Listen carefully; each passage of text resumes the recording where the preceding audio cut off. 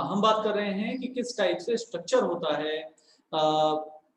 Cyclic form में glucose का। तो ओपन चेन कॉन्फ़िगरेशन हमारे पास ये थी, it is open chain formula.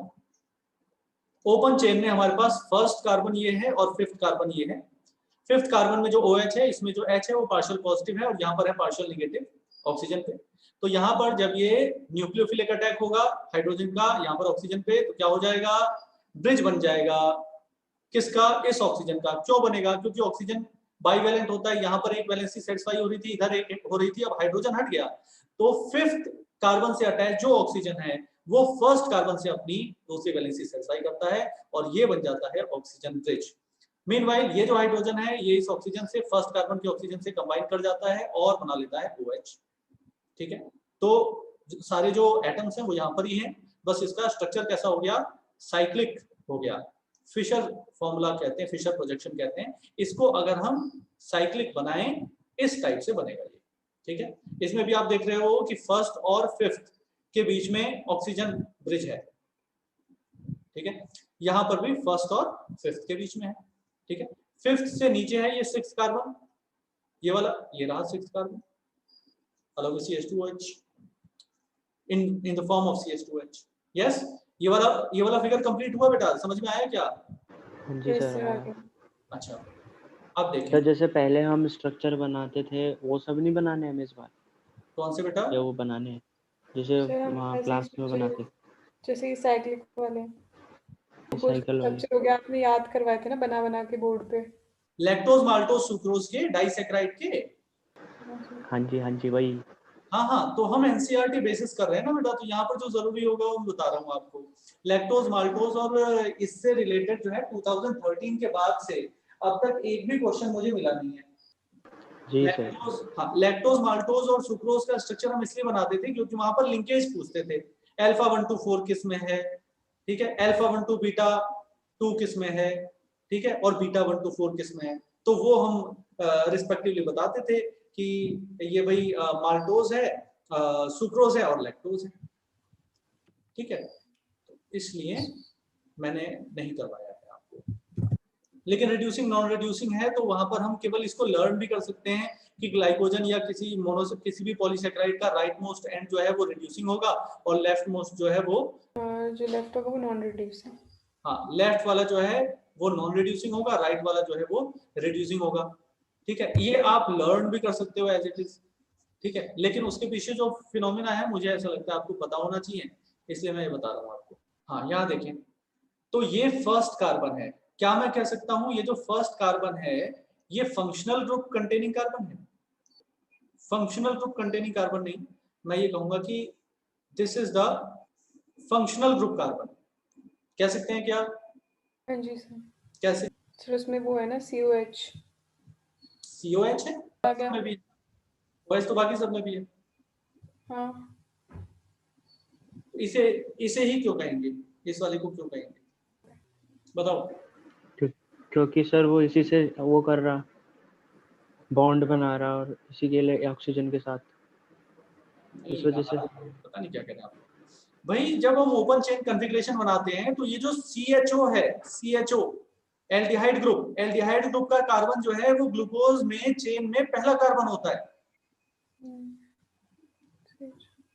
इसलिए अगर हम यहाँ पर फर्स्ट कार्बन इसको बोल रहे हैं तो ये फंक्शनल ग्रुप का कार्बन होगा।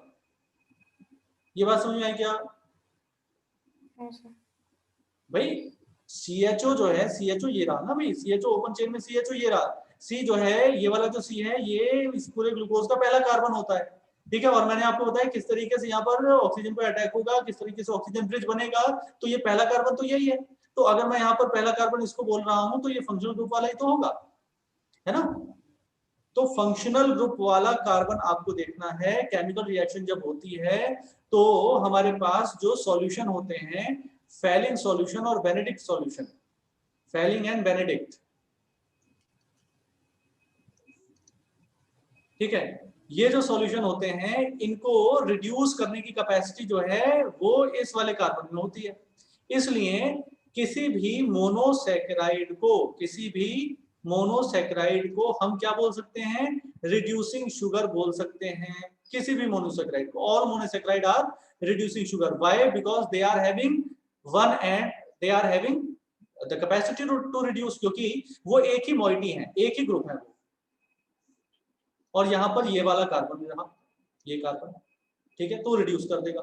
और जब आप मल्टीपल उसके बनाएंगे, ठीक है, तो मल्टीपल कैसे बनेगा, इस टाइप से बनेगा। ये जो स्ट्रक्चर याद करने की बात आप कर रहे थे, ठीक है, वो पॉलीमराइजेशन समझने का बेसिस होता है, इसलिए वहां पर उसको हम पढ़ते हैं। अब ये देखो, ये हो गया, ये मान लो कि 1 है, 2 है, 3 है, 4 है, ठीक है, ये हमारे पास टेट्रा पॉलीसैकेराइड आ गया, ठीक है, टेट्रासैकेराइड आ गया। अब टेट्रासैकेराइड में हमारे पास यहाँ पे ये वाला कार्बन फर्स्ट कार्बन है और ये फ्री है यानी कि ये किसी और से बॉन्ड नहीं बना रहा है, ठीक है, जबकि यहाँ पर ये रहा 1 2 3 4 कार्बन ये रहा, और 1 2 3 4 1 कार्बन ये रहा। तो यहाँ पर क्या है बेटा, अल्फा 1 to 4 लिंकेज बोलते हैं इसको। तो अगर ये अपने आगे वाले से किसी से बॉन्ड बना रहा है, ग्लाइकोसिडिक लिंकेज बना रहा है, then it is not free, it is not free. First carbon या functional group containing carbon is not free. यहां पर भी क्या है, अल्फा 1 to 4, यहां पर भी क्या है, अल्फा 1 to 4, ठीक है। इसलिए जब हम लेफ्ट मोस्ट एंड पर आते हैं तो ये वाला जो एंड है ये नॉन रिड्यूसिंग कहलाता है, क्योंकि यहाँ पर जो फंक्शनल ग्रुप कंटेनिंग कार्बन है वो अल्फा 1 to 4 बना रहा है। जबकि यहाँ पर राइट मोस्ट एंड पे अगर हम आए तो यहाँ पर हमें पता चलता है कि ये तो फ्री है। इसीलिए किसी भी जो पॉलीसैकेराइड है, पॉलीसैकेराइड का जो राइट मोस्ट एंड है ये कैसा होगा, रिड्यूसिंग होगा, और लेफ्ट मोस्ट एंड कैसा होगा, नॉन रिड्यूसिंग। क्या ये बात क्लियर हुई आपको? हेलो, हाँ जी सर, हो गई। yes, sir. आ गया सर। दूसरी बात यहाँ पर इंपॉर्टेंट आ जाती है आयोडीन टेस्ट।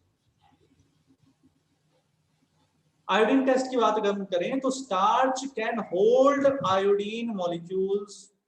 क्यों? क्योंकि स्टार्च में कैसे होते हैं, हेलिकल। स्टार्च का कैसा स्ट्रक्चर होता है, helical structure. Starch is helical, so it can hold iodine, it can hold iodine. और इसलिए हम ये कहेंगे कि ये जब ब्लू कलर ये देता है, ब्लू कलर आयोडीन टेस्ट में स्टार्च, जबकि ग्लाइकोजन देता है रेड कलर। आप कहेंगे सर वो रेड कलर क्यों देता है? उसका हेलिकल नहीं है, उसका ब्रांच स्ट्रक्चर जरूर होता है, स्टार्च का भी ब्रांच स्ट्रक्चर है, लेकिन ब्रांच में अमाइलोज अमाइलोपेक्टिन 2 होते हैं। अमाइलोज हेलिकल होता है और वो आयोडीन को होल्ड करता है, इस तरीके से होल्ड करेगा कि कलर डिफ्लेक्शन ऐसे होगा कि ब्लू कलर आएगा। ग्लाइकोजन का हेलिकल स्ट्रक्चर नहीं होता, इसका हेविली ब्रांच स्ट्रक्चर होता है। तो ये जिस टाइप से आयोडीन को होल्ड करेगा, जो कलर रिफ्लेक्शन है वो कैसा होगा, रेड। तो आयोडीन टेस्ट में स्टार्च ब्लू कलर देता है और ग्लाइकोजन रेड कलर देता है, ठीक है। अब सेल्यूलोज में ना तो कोई हेलिक्स है ना तो कोई ब्रांचिंग है, इसलिए आयोडीन को होल्ड नहीं कर पाता, इसलिए कोई कलर नहीं देगा, ठीक है। यहां तक में कोई डिफिकल्टी है तो बताइए। सर इन्होंने बोला starch form helical secondary structure. Secondary structure मतलब बॉन्डिंग के बाद वाला। उसमें अपने अलावा और कोई भी बॉन्डिंग आ जाती है। अपने अलावा यानी कि स्टार्च में ग्लाइकोसिडिक लिंकेजेस होते हैं। ग्लाइकोसिडिक लिंकेजेस से जो जिस टाइप का स्ट्रक्चर बना हुआ है उससे एक लेवल ऊपर का स्ट्रक्चर अगर बन जाए, यानी कि उसमें हाइड्रोजन बॉन्डिंग्स आ जाए, तो कैसा हो जाएगा, सेकेंडरी स्ट्रक्चर। ऐसे ही हम डीएनए का भी बोलते हैं। डीएनए में भी तो दो हेलिक्स के बीच में कैसा स्ट्रक्चर होता है, कैसी बॉन्डिंग होती है, हाइड्रोजन बॉन्डिंग। तो इसलिए डीएनए के स्ट्रक्चर को भी हम सेकेंडरी स्ट्रक्चर बोलते हैं। ऐसे ही अभी हम प्रोटीन का स्ट्रक्चर पढ़ेंगे, अल्फा हेलाइसिस और बीटा प्लेटेड शीट्स, वहां पर भी हाइड्रोजन आते हैं। पेप्टाइड बॉन्ड के अलावा हाइड्रोजन बॉन्ड्स आ जाते हैं जो फोल्डिंग में हेल्प करते हैं, तो उसे सेकेंडरी बोलेंगे। और कॉम्प्लेक्स अगर हो जाएगा तो टर्शियरी बोलेंगे, ऐसा होता है, ठीक है। तो मैं इसको हाईलाइट भी कर देता हूँ, ये बढ़िया पॉइंट भी है कि starch forms helical secondary structure. Hydrogen bonds आपको ग्लाइकोजन में नहीं मिलेंगे, स्टार्च में मिलेंगे। तो starch form helical secondary structure. Starch में दो चीजें होती हैं, अमाइलोज और अमाइलोपेक्टिन। तो अमाइलोज जो है वो हेलिकल स्ट्रक्चर बनाता है, ठीक है। सो ये चीजें हो गई। फिर plant cell walls are made up of cellulose, वो हमें पता ही है। Then paper made up of plant pulp. ये जो पेपर होता है प्लांट के पल्प से बनता है, इसमें भी क्या होता है, सेल्यूलोज होता है। फिर कॉटन फाइबर भी क्या है, सेल्यूलोज है। अभी हमने ऊपर अभी हमने ऊपर वो कॉटन थ्रेड की बात की थी, तो वो भी सेल्यूलोज है। There are more complex polysaccharide in nature. They have building blocks amino sugar and chemically modified sugar like glucosamine or N-acetylglucosamine, N-acetylglucosamine. ठीक है, तो इसकी बात हमने की थी कि काइटिन जो है, काइटिन आर्थ्रोपोड के एक्सोस्केलेटन में मिलता है, काइटिन फंगल सेल वॉल में मिलता है। तो यहाँ पर N-acetylglucosamine कंटेनिंग होता है काइटिन, इसके मोनोमर होता है N-acetylglucosamine, ध्यान रखें। ठीक है, और नाइट्रोजन कंटेनिंग पॉलीसैकेराइड्स जो हैं वो काइटिन में होते हैं, वो काइटिन होता है। Nitrogen containing polysaccharide is chitin. Homopolysaccharide है, इस चीज को आप ध्यान रखना। पॉलीसैकेराइड क्लियर हुआ क्या बेटा? Yes sir. हाँ जी, यस सर। हाँ जी सर। चलिए, अब आ जाते हैं हम न्यूक्लिक एसिड पर। Nucleic acids, the other type of macromolecule that one would find in the acid insoluble fraction. Yes sir. आगे हम बताओ सर। हमने जितने भी जैसे हमारे पास किसी चीज़ का वो निकालने केमिकल कंपोजिशन, पहले उसमें तो हमने उसकी स्लरी बनाई, ठीक है, उसके बाद उसको फिल्टर किया क्लॉथ से, जो उसमें नीचे आ जाता है उसे फिल्ट्रेट बोलते हैं, ऊपर वाले को रेजिनटेट बोलते हैं। जैसे लिपिड वगैरह हैं वो नहीं आ पाते क्योंकि वो वेसिकल बना देते हैं, लेकिन जब वो इंडिविजुअली हो जाते हैं तो वो आ जाते हैं फिल्ट्रेट में छोटे होके, और वैसी बहुत सारी चीजें ऊपर हो जाती हैं नीचे कौन सी फिल्ट्रेट चीजें हैं वो? बहुत सारी। जैसे एक तो पॉलीसैकेराइड था अभी, और चार अमीनो चीजें एसिड। चार हैं, बहुत सारी कुछ नहीं है। हाँ चार सर, अमीनो एसिड्स, प्रोटीन। नहीं, अमीनो एसिड नहीं है। अमीनो एसिड छोटा होता है बेटा, छोटा। हाँ, अमीनो एसिड ये है, अमीनो एसिड ये अमीनो एसिड है। और ऐसे बहुत सारे अमीनो एसिड आपस में मिलेंगे तो एक प्रोटीन बनेगा। ठीक है, तो आप मुझे बताओ कि अमीनो एसिड छन जाएगा या नहीं, और प्रोटीन ऊपर रहेगा या नहीं? सर वो तो छन जाएगा। हाँ, अमीनो एसिड तो फिल्टर हो जाएगा, प्रोटीन नहीं होगा। तो प्रोटीन, न्यूक्लिक एसिड, पॉलीसैकेराइड और लिपिड, ये चारों हैं, केवल यही चारों हैं, बहुत सारे और कोई है ही नहीं। केवल ये चारों हैं जिनको हम बायो मैक्रोमोलेक्यूल की कैटेगरी में, एसिड इंसॉल्युबल फ्रैक्शन की कैटेगरी में रखते हैं। बायो मैक्रोमोलेक्यूल की कैटेगरी में ये तीन आएंगे, लिपिड एक एक्सेप्शन है। हाँ, लेकिन लिपिड इनसॉल्युबल पूल में जरूर आएगा, वो कोई एक्सेप्शन वाली बात नहीं है। क्यों? क्योंकि वेसिकल बना लेता है। तो चार ही तो हैं, चार ही हैं, यही चार हैं। कौन कौन? Protein, nucleic acid, polysaccharide, lipid. Protein, nucleic acid, polysaccharide, lipid. Protein, nucleic acid, polysaccharide, lipid. Protein, nucleic acid, polysaccharide, lipid. ये चार हैं। कौन से? Protein, nucleic acid, polysaccharide, lipid. ये चार कहाँ आते हैं? एसिड इनसॉल्युबल फ्रैक्शन में, यानी कि रिटेंटेट में, यानी कि ऊपर, यानी कि नहीं चलते, यानी कि ज्यादा मॉलिक्यूलर वेट के होते हैं। एक्सेप्शन क्या है? लिपिड। क्यों? वेसिकल बना लेता है। क्लियर हो गया? Yes sir. चलो आगे बढ़ते हैं।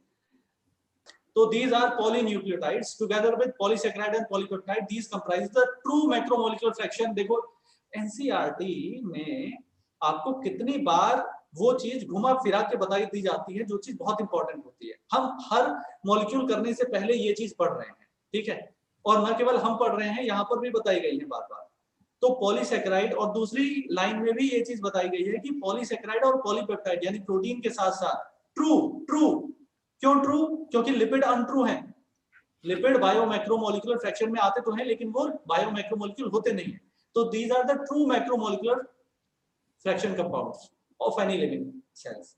न्यूक्लिक एसिड की बात करें तो बिल्डिंग ब्लॉक कौन है? न्यूक्लियोटाइड। यानी मोनोमर कौन है? न्यूक्लियोटाइड। यानी क्या जोड़ के बनेगा न्यूक्लिक एसिड? न्यूक्लियोटाइड। न्यूक्लियोटाइड क्या है? छोटा मॉलिक्यूल है। जैसे कि अमीनो एसिड है प्रोटीन के लिए, वैसे ही न्यूक्लियोटाइड है न्यूक्लिक एसिड के लिए। तो न्यूक्लियोटाइड कहाँ आएगा बेटा, बताओ? फिल्ट्रेट में या रिटेंटेट? फिल्ट्रेट में। Thank you for giving right answer. Now a nucleotide has three chemically distinct components. One is heterocyclic compound, the second is monosaccharide, and third is phosphoric acid. Now see, हमने ये चीज यहाँ पर पढ़ी थी कि एक न्यूक्लियोटाइड में तीन कंपोनेंट होते हैं। एक नाइट्रोजन बेस जो कि हेटेरोसाइक्लिक है, दूसरा होता है मोनोसैकेराइड शुगर, और तीसरा होता है फॉस्फोरिक एसिड या फॉस्फेट। ये देखिए, यहां पर हमने कहा था कि हमारे पास ये है नाइट्रोजनस बेस, ये है शुगर, तो क्या हो गया, ये एडिनोसिन न्यूक्लियोसाइड बन गया। ऐसे ही ये 5 टाइप के हमारे पास न्यूक्लियोसाइड बन जाते हैं।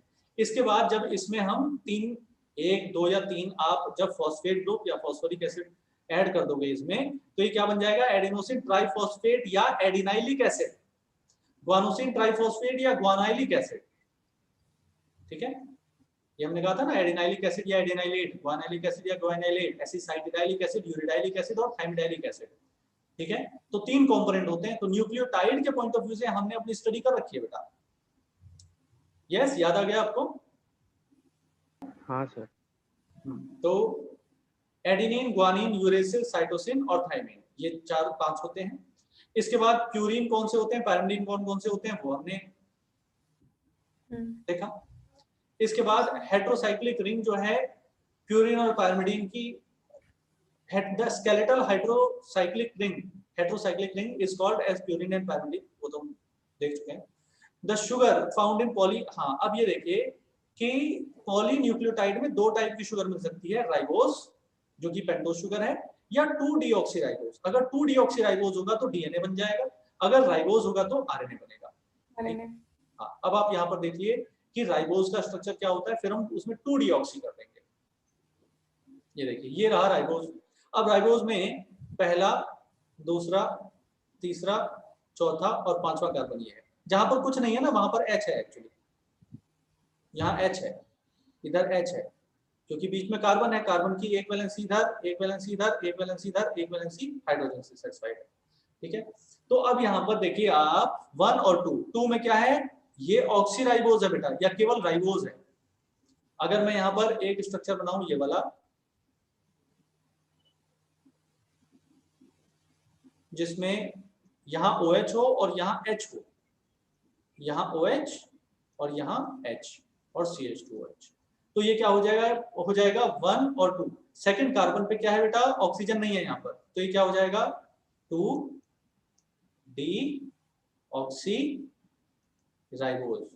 Is this clear? तो अगर राइबोस शुगर होगी तो क्या कहेंगे हम, आरएनए, और अगर डीऑक्सीराइबोस शुगर होगी तो क्या कहेंगे, डीएनए। इज दिस क्लियर और नॉट? Yes sir. है ना? तो क्या क्या हमने पढ़ लिया कि न्यूक्लिक एसिड पॉलीपेप्टाइड और पॉलीसेकेराइड के साथ ट्रू मैक्रोमोलेक्युलर फ्रैक्शन बनाते हैं। न्यूक्लिक एसिड में प्यूरिन, पैरामिडिन्स जब शुगर और फॉस्फेट ग्रुप के साथ कंबाइन हो जाते हैं तो न्यूक्लियोटाइड बनाते हैं, और न्यूक्लियोटाइड जब आपस में कंबाइन हो जाते हैं तो न्यूक्लिक एसिड बनाते हैं। डिपेंड करेगा शुगर कौन सी है, राइबोस शुगर है तो राइबो न्यूक्लिक एसिड बनेगा, और डीऑक्सीराइबोस शुगर है तो डीऑक्सीराइबो न्यूक्लिक एसिड बनेगा। इसमें न्यूक्लियोटाइड आपस में जुड़ते कैसे हैं वो हम nature of bond linking monomer in a polymer उस हेडिंग में पढ़ेंगे। ठीक है, तो अभी हम पढ़ेंगे अब स्ट्रक्चर ऑफ प्रोटीन। ठीक है, स्टार्ट करें? Yes sir. उससे पहले मुझे बताओ मोनोमर, टाइप ऑफ बॉन्ड और पॉलीमर। प्रोटीन्स के मोनोमर है अमीनो एसिड, बनेगा पेप्टाइड बॉन्ड और ये पॉलीमर कहलाएगा। कार्बोहाइड्रेट एक बड़ा कंपोनेंट है जिसमें कि ये मोनोसेक्राइड होते हैं, मोनोमर, ग्लाइकोसिडिक बॉन्ड बना के ये बन जाएगा पॉलीमर। न्यूक्लिक एसिड में न्यूक्लियोटाइड्स होते हैं मोनोमर, फॉस्फोडाइएस्टर बॉन्ड इनके बीच में होता है और ये पॉलीमर कहलाएगा। लिपिड्स में एस्टर बॉन्ड होता है फैटी एसिड और ग्लिसरॉल के बीच में, लेकिन ये पॉलीमर नहीं कहलाता क्योंकि इसमें कोई एक नहीं है जिसको हम मोनोमर कहेंगे और जिसके रेपिटेशन से लिपिड बनते हैं। ठीक है सर, ये उसमें क्या लिखा है, ये लास्ट में लिपिड्स के नेक्स्ट वाले रो में लास्ट लाइन, एस्टर बॉन्ड। नहीं उससे पहले फैटी एसिड बेटा, ये जो है ना, तो ये CHO करके नीचे, कहाँ, ये जो आपने स्क्वायर बनाया है ना उसके बगल में क्या है ये कोलेस्ट्रॉल। अच्छा, कोलेस्ट्रॉल भी लिपिड होते हैं। Structure of proteins.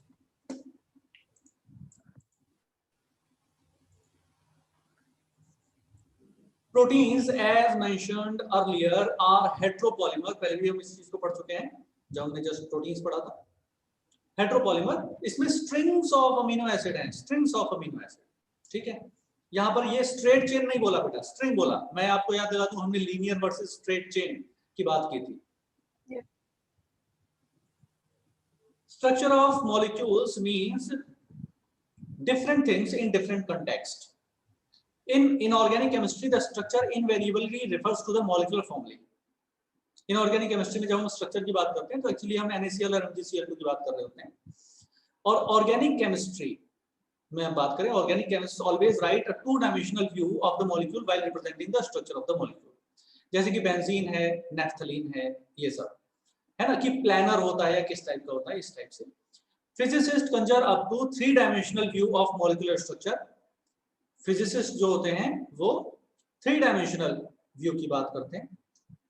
ठीक है, एक्स वाई जेड एक्सिस में किस टाइप से मूवमेंट हो रहा है वगैरह वगैरह चीजें हो रही हैं, या अगर आप न्यूक्लियाई और एटम की बात करते हो उसमें.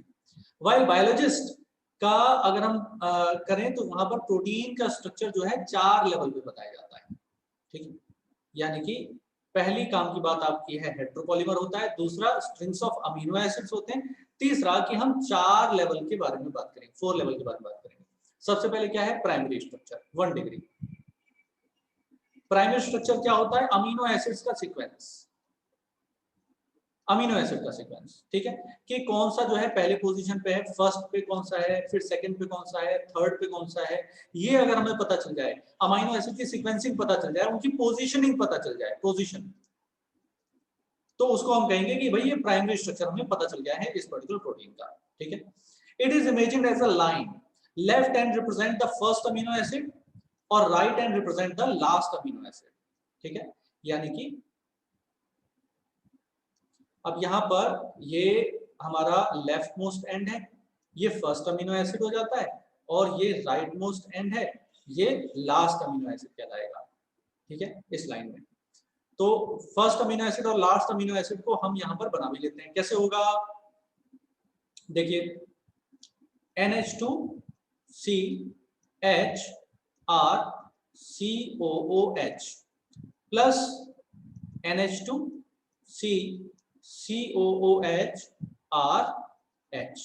ठीक है, अब यहां पर just for the sake of convenience to discuss the peptide bonding, मैं यहां पर इनको थोड़ा सा अलग अलग करके बना रहा हूं, जैसे कि COOH प्लस HNH. यहां पर एक वाटर मॉलिक्यूल का लॉस होगा और यहां पर हमारे पास ये पेप्टाइड बॉन्ड बन जाएगा NH2CRHCO, ये वाला CO. ठीक है, और नाइट्रोजन डायरेक्टली से कंबाइन कर जाएगा, ये वाला, और फिर एज इट इज. तो मेरे पास ये जो